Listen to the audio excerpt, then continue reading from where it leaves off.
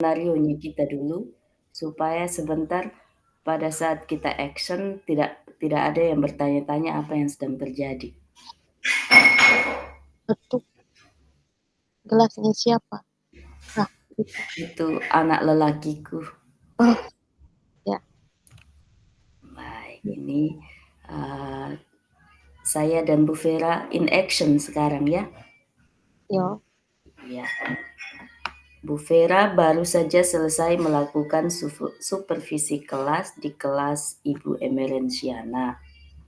Setelah melakukan analisis singkat, diketahui bahwa masih ada sebagian murid yang kurang aktif dalam pembelajaran. Bu Vera berinisiatif memanggil Bu Emerensiana. Namun sebelum dipanggil, Bu Emerensiana sudah hadir karena merasa tidak puas dengan pembelajaran yang dilakukannya. Oke. Baik. Go on.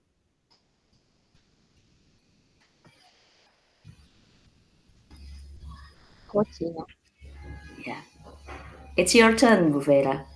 It's me. It's not you. Ya, sorry. I think you the first. As a coach, I'm coach.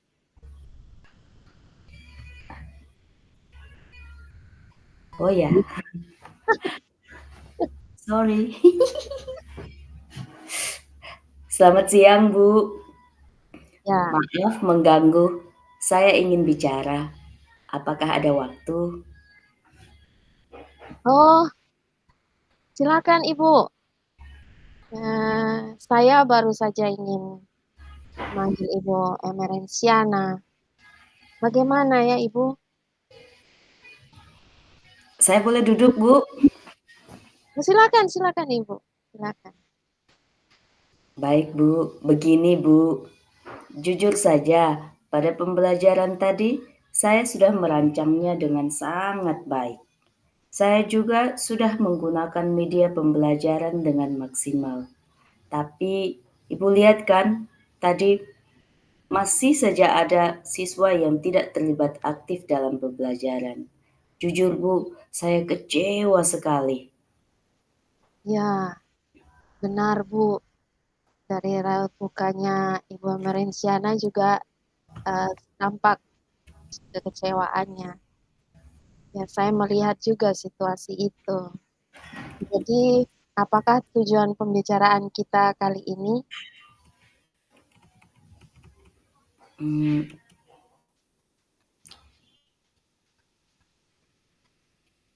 saya berharap uh, kita bisa bertukar pikiran tentang masalah ini, Ibu. Baik, Ibu. Menurut Ibu, apakah Ibu sudah mempersiapkan pembelajaran tadi dengan baik? Benar, Ibu. Saya sudah mempersiapkan dan menyajikan pembelajaran dengan maksimal, Bu. Tapi kenapa ya beberapa siswa itu tidak aktif? Saya lihat Ibu sudah melakukan diferensiasi di sana. Bisakah Ibu ceritakan sedikit diferensiasi apa saja yang Ibu buat? Saya melakukan diferensiasi konten dan proses dengan menganalisis profil belajar mereka, Bu. Hmm, Menurut pengamatan saya, apa yang menyebabkan siswa-siswa itu, um, maksudnya menurut pengamatan Ibu Emerensiana sendiri, kira-kira apa yang menyebabkan siswa-siswa itu kurang aktif? Bukankah profil belajar mereka sudah Ibu akomodir semuanya? Benar, Ibu. Saya sudah melakukan yang terbaik. Namun, jika saya menilai hasil pekerjaan mereka, ternyata masih jauh dari tujuan pembelajaran yang saya tetapkan, terutama untuk beberapa anak itu. Mereka bahkan tidak bisa menyelesaikan soal sederhana yang saya berikan. Mungkinkah Mungkin apa ya, Ibu? Mungkin mereka belum paham dengan materi prasyaratnya ya, Bu, ya. Maksudnya bagaimana ya? Ya begini, Bu, sesungguhnya ini materi lanjutan. Sebelum masuk ke materi ini, siswa harusnya sudah memahami beberapa hal seperti simple present tense dan kata-kata sifat yang berhubungan dengan ciri-ciri seseorang atau sebuah benda. Saya kurang menganalisis kesiapan belajar murid, Bu. Saya seharusnya juga melakukan asesmen diagnostik awal yang berkaitan dengan kesiapan belajar itu, sehingga saya dapat mengakomodirnya di dalam modul ajar saya. Jadi saya pikir modul ajar saya menjadi kurang berterima ke semua siswa karena saya melupakan kesiapan belajar itu, Bu. Lalu bagaimana, Ibu? Kira-kira apa strategi Ibu untuk mengatasi ini? Hmm, sebelum pembelajaran, saya harus melakukan asesmen diagnostik ya, Bu. Iya, Terutama di bagian tentang kesiapan belajar. Saya tidak boleh melupakan kesiapan belajar nih. Saya pikir saya harus melakukan pemetaan kesiapan belajar siswa sehingga pembelajaran saya bisa bermakna bagi semua. Kemarin itu yang saya petakan hanya di bagian profil belajar Ibu. Jadi 3 gaya belajar siswa itu saya akomodir dengan melupakan kesiapan belajar. Saya lihat dari hasil ujian, dari hasil pekerjaan mereka, ya bukan karena gaya belajar mereka yang tidak saya akomodir, tapi ternyata kesiapan belajarnya yang tidak saya akomodir. ya benar sekali, Ibu.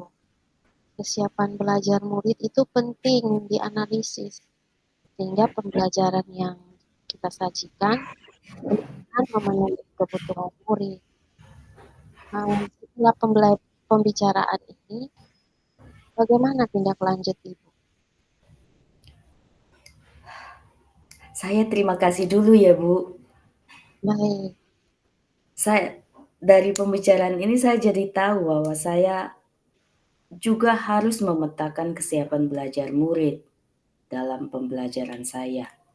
Sehingga ketika saya merancang modul ajar dan mengeksekusinya di dalam kelas, kelas saya menjadi lebih aktif karena semua kebutuhan siswa sudah saya akomodir. baik Bu.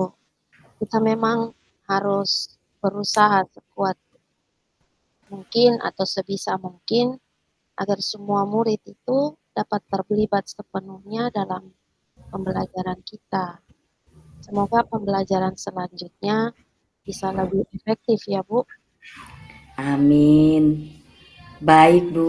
Terima kasih ya, Bu, atas arahannya. Sekarang saya tahu apa yang harus saya lakukan ke depannya agar pembelajaran saya tidak seperti hari ini lagi, Bu.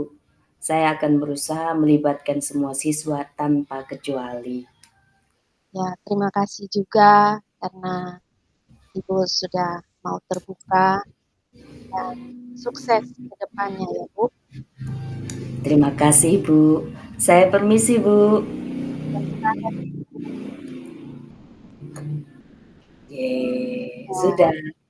Sekarang observasi thank you. bagaimana? Sekarang kita bertiga nih.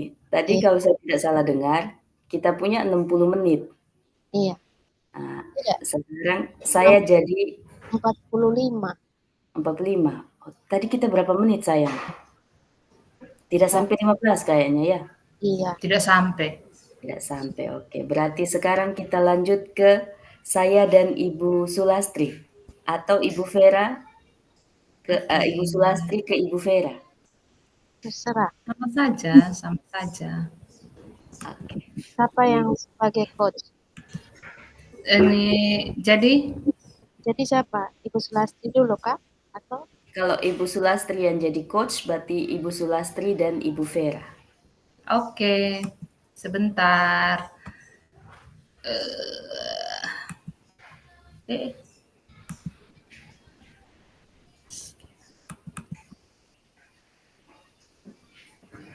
Jadi saya baca dulu. Berarti Ibu Sulastri yang coach ya? Saya coachingnya. iya,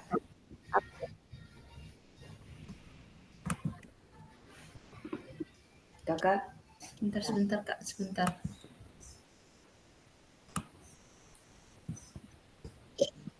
Sepertinya tadi kita hanya 5 menit Kak?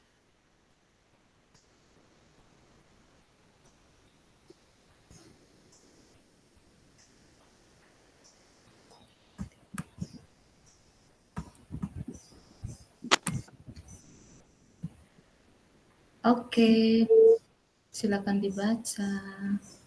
Ya, baik. Saya sampaikan dulu skenarionya ya.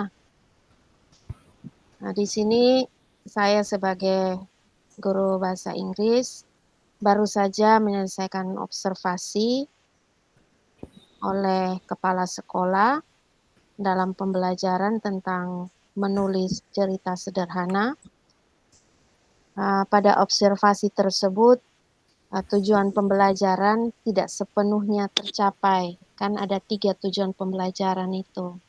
Yang pertama memahami, kemudian yang kedua memahami tentang simple present tense, yang kedua siswa mampu membuat sebuah kalimat dalam bentuk simple present tense, kemudian yang ketiga itu menulis cerita atau mendeskripsikan tentang ciri fisik seseorang. Ya, jadi yang tidak tercapai itu di bagian tujuan pembelajaran yang tentang menulis sebuah cerita sederhana itu. Dikarenakan karena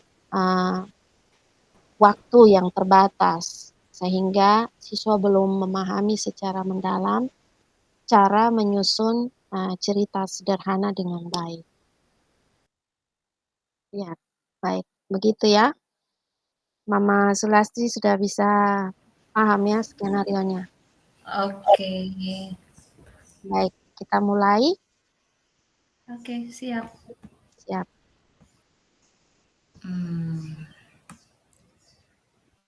Bagaimana nih Bu Vera? Pembelajaran yang tadi Ibu lakukan. Soalnya dari pengamatan saya, ternyata itu masih ada beberapa siswa yang kesulitan dalam menyusun cerita sederhana. Menurut Ibu Vera, kira-kira apa yang menjadi penyebabnya? Ya, benar Ibu. Saya rasa salah satu tujuan pembelajaran tidak tercapai, yaitu kemampuan siswa dalam menyusun cerita sederhana. Waktu yang ada tidak cukup untuk menjelaskan lebih dalam terkait tahapan penulisan cerita. Selain itu, saya terlalu banyak menghabiskan waktu untuk menjelaskan konsep penggunaan kata kerja pada kalimat. Karena simple present tense itu walaupun kalimatnya walaupun dikatakan simple, tapi sebenarnya tidak sesimpel yang kita pikirkan, Ibu. Jadi ada banyak yang harus saya jelaskan ke siswa agar siswa itu benar-benar memahami tentang konsep dari simple present tense itu, Ibu. Oke, baik. Jadi, kalau begitu kita fokus untuk memahami kira-kira bagaimana waktu di kelas itu bisa dikelola lebih baik agar siswa memiliki cukup kesempatan untuk menulis cerita sederhana dengan pemahaman yang lebih mendalam ya, Bu, ya? Oke. Iya. Kira-kira apa yang sudah Ibu Vera lakukan untuk menjelaskan penggunaan kata kerja dan penyusunan cerita sederhana? Apakah ada langkah-langkah yang mungkin terlalu detail sehingga memakan waktu lebih banyak? Saya waktu itu terlalu banyak menekankan pada penggunaan kata kerja yang tepat dalam kalimat. Karena itu saya menggunakan banyak waktu untuk menjelaskan contoh-contoh kalimat dan bagaimana memilih kata kerja yang sesuai. Akhirnya siswa kurang memiliki waktu untuk mempraktikkan menyusun cerita secara utuh. Begitu. Oh, jadi waktu habis sebelum siswa mendapatkan kesempatan yang cukup untuk memahami dan Benar. kemudian mampu menyusun cerita dengan baik. Nah, berdasarkan observasi saya tadi, pembagian waktu antara menjelaskan konsep dan praktiknya itu memang belum seimbang. Iya, benar sekali, Ibu. Itu yang saya rasakan juga. Sepertinya saya terlalu fokus pada teori, penggunaan kata kerja dan contoh, sehingga siswa tidak sempat mendapatkan waktu yang cukup untuk berlatih dalam menyusun cerita. Seharusnya saya lebih perbanyak dalam menyusun cerita itu daripada teori saja, begitu.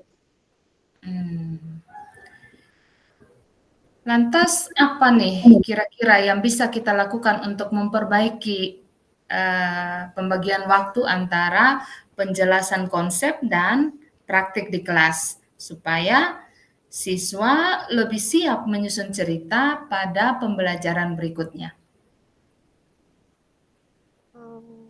Saya bisa memperpendek waktu penjelasan teori dan memberikan lebih banyak contoh secara langsung. Lalu saya juga bisa membagi waktu secara lebih baik lagi, misalnya 20 menit teori, kemudian 30 menit kemudian saya pakai untuk praktik.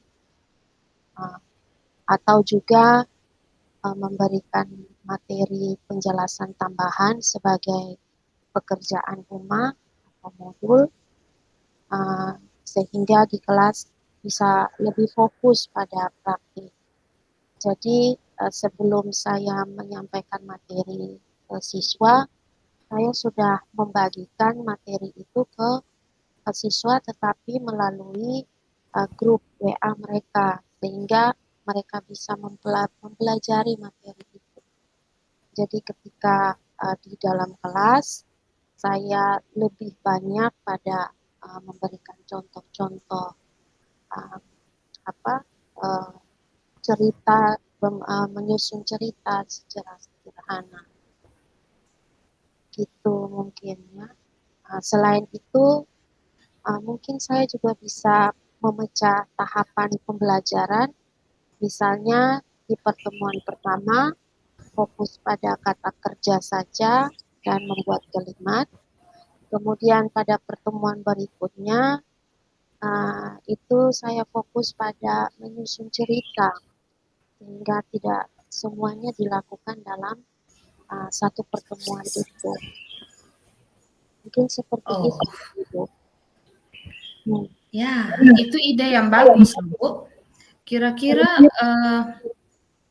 dengan ide itu berarti Ibu Vera sudah tahu solusinya, yaitu dengan cara lebih memperbanyak praktik dibanding teori, atau bisa juga memberikan materi penjelasan tambahan atau bahan ajar ke grup WA untuk siswa itu mempelajari di rumah, sehingga ketika di kelas mereka bisa fokus pada praktik.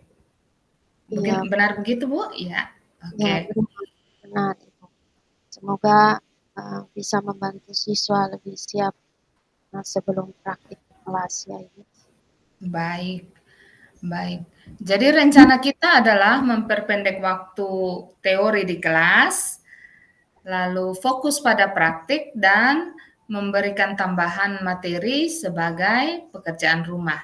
Nah, kapan kira-kira Ibu Vera merasa siap untuk mencoba strategi ini dalam pembelajaran berikutnya? Saya akan mempersiapkan materi dalam 2 hari dan saya siap mencoba metode ini untuk minggu depan. Bagus ya Bu ya. Saya akan mengamati lagi pada sesi berikutnya untuk melihat bagaimana kira-kira perubahan ini berdampak. Jika ada hal yang ingin didiskusikan lebih lanjut sebelum pelaksanaan, saya siap selalu membantu. Baik Ibu, terima kasih atas arahannya. Saya akan berusaha menerapkan strategi yang tadi sudah saya sampaikan dengan lebih baik agar siswa lebih paham dan bisa menyusun cerita sederhana. Sama-sama Ibu, dengan perencanaan waktu yang lebih baik, saya yakin siswa kita akan lebih banyak berlatih dan hasil pembelajaran akan lebih maksimal. Semangat ya Bu ya. Terima kasih Ibu. Baik. Luar biasa, luar biasa. Terima kasih. Jadi bagaimana? Kita Mantap. Kita bisa mantap. Sekarang kita sudah bisa buat.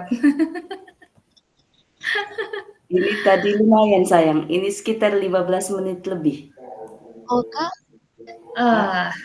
Tidak Ibu. Tidak, dari tadi 32, 8 menit, Sani 10 menit, 10 menit. 10 menit. Tadi berpikir kita mulai di 17.27 tadi. Tidak. Sande, 17.32 tadi. 6 tadi. Oke. Berarti alurnya harus lebih pelan supaya pas 15 menit. Jadi berikutnya siapa lagi yang? Kami berdua sekarang. Kami berdua. Sekarang jatahnya Ibu Emerenciana dengan Beta ya. Iya. Sabar, sabar.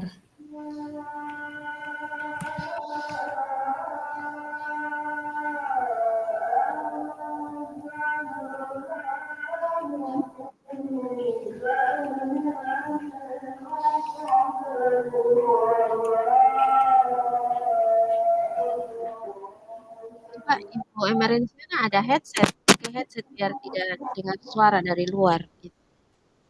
Oh, ada sih. Telinga suka sakit kalau pakai. Oh, hanya biar nanti tidak terdengar suara dari luar. Betul ya. Ya. Oke. Bentar ya Bu. Rumah dekat masjid.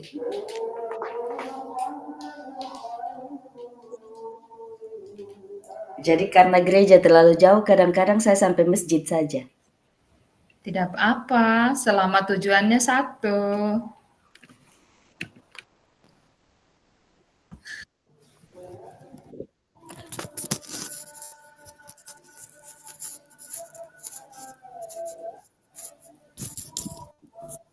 Oke, saya terdengar. Sip, terdengar. Ya. Baik. Oke. Saya akan mencoba membacakan masalahnya ya. Kita konteks skenario-nya kita bercakap-cakap nih. Iya, siap. Oke. Monggo. Ceritanya murid-murid kelas 2 SD secara klasikal itu belum memahami sinonim dari beberapa kata dalam bahasa Indonesia. Seperti kata ungkapan, kata bertikai, kata perselisihan, dan masih banyak dan beberapa lagi. Nah, itu yang menjadi kendala di kelas dan saya membutuhkan pendapat dari teman guru saya. Oke, sip. Kita mulai. Sip, mulai. Saya panggil ya Bu ya. Selamat pagi Bu Sulastri. Selamat pagi. Terima kasih ya Bu Sulastri sudah meluangkan waktu untuk sesi coaching hari ini.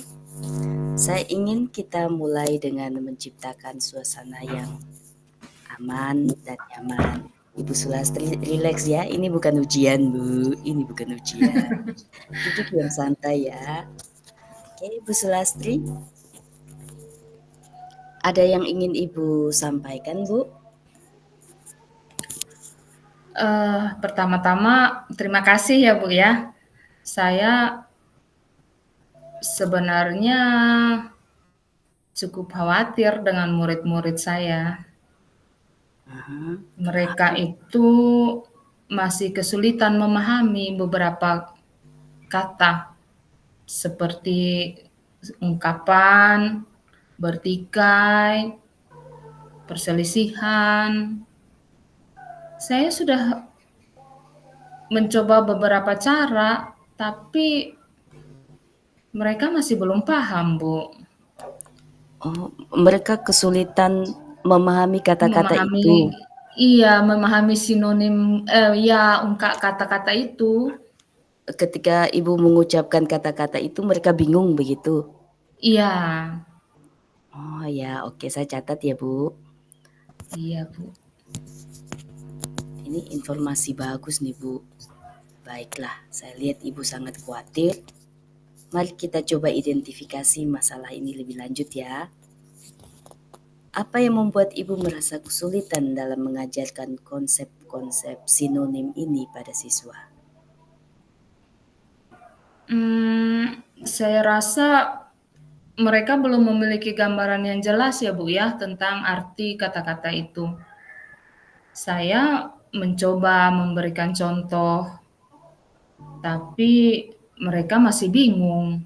Selain itu, ya namanya juga anak SD kelas 2, lebih banyak bosannya kalau sudah terlalu lama belajar, maunya bermain. Iya betul sekali, anak kelas 2 kalau sudah tidak mengerti mereka pasti bosan. Baik, terima kasih atas penjelasannya Bu. Jadi tantangannya Ibu saat ini adalah bagaimana membuat konsep sinonim itu menjadi lebih menarik sehingga mudah dipahami oleh siswa kelas 2. Begitu ya Bu? Iya Bu, benar sekali. Mari kita coba refleksi lagi ya Bu. Apa saja sih yang sudah Ibu lakukan untuk mengatasi masalah ini? Saya sudah mencoba memberikan contoh kalimat, lalu membuat permainan kata, dan juga memberikan tugas rumah. Tapi hasilnya belum juga maksimal, Bu.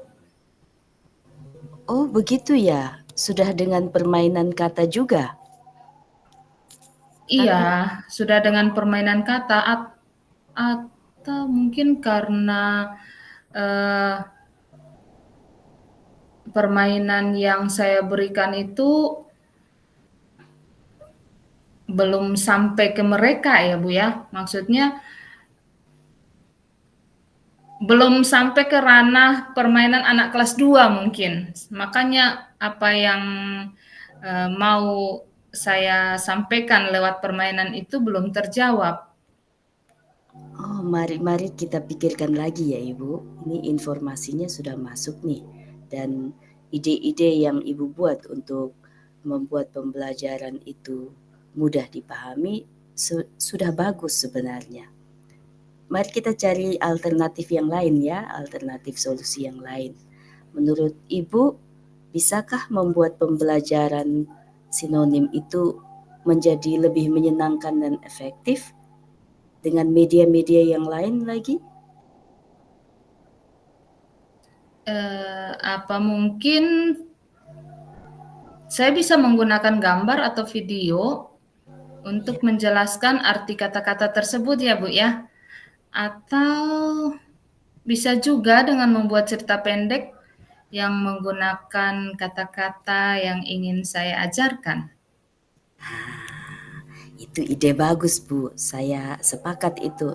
Anak kelas 2 loh, Ibu. Pasti mereka lebih suka melihat yang bergerak, lihat gambar-gambar yang berwarna. Jadi, selain itu, bagaimana kalau kita melibatkan siswa secara aktif dalam pembelajaran? Wah, ide menarik itu, Bu. Saya rasa murid-murid saya akan lebih tertarik jika mereka bisa berkreasi sendiri. Misalnya dengan meminta mereka membuat kalimat sendiri menggunakan kata-kata yang sudah dipelajari. Saya setuju, Bu. Sekarang, mari kita buat rencana aksi yang lebih konkret. Mungkin Ibu punya ide lain, Ibu punya ide.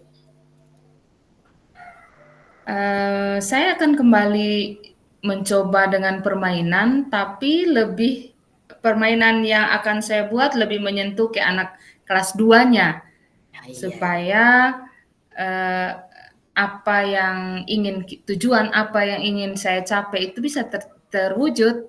Misalnya minggu depan saya akan mencoba membuat sebuah permainan kartu yang berisi kata-kata sinonim. Iya. Ya, siswa bisa berpasangan mencari pasangan kata yang memiliki arti yang sama. Wah, itu bakal seru itu, Ibu. Menarik ya, Bu. Selain itu, jangan lupa ya, Bu, untuk memberikan umpan balik yang positif untuk semua siswa setiap kali mereka berhasil. Ini tentu akan meningkatkan motivasi belajar mereka ya. Baiklah, Bu. Saya akan melakukannya. Terima kasih banyak ya, Bu, sudah meluangkan waktu untuk bersama-sama menemukan solusi untuk masalah saya. Terima kasih untuk bantuannya. Sama-sama, Bu. Saya juga belajar banyak hari ini dari Ibu. Saya yakin Ibu akan berhasil mengatasi masalah ini. Jangan ragu untuk menghubungi saya lagi ya, Bu, jika Ibu membutuhkan bantuan. Sip, sudah pasti, Bu. Mohon maaf kalau nanti diganggu-ganggu terus jika ada kendala. Tidak apa-apa, Bu. Kita sama-sama belajar ya. Terima kasih, Bu. Terima kasih. Yeay, sudah selesai. So, berapa menit?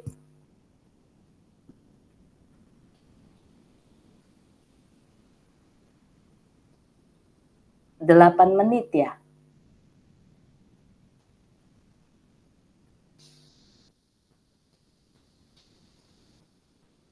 Tadi itu kita mulai 44 berakhirnya di 51. 4451. 7 menit. Iya. 7 menit. Untuk Bapak Fasil ada tanya, sudah selesai ya, Bu? Sudah beta ada jawab. Ini kita rekam dengan baik atau tidak? Itu dia yang belum tahu nih. Nanti kalau kemana-kemana, kalau misalnya hanya 5, saya pernah waktu Jimmy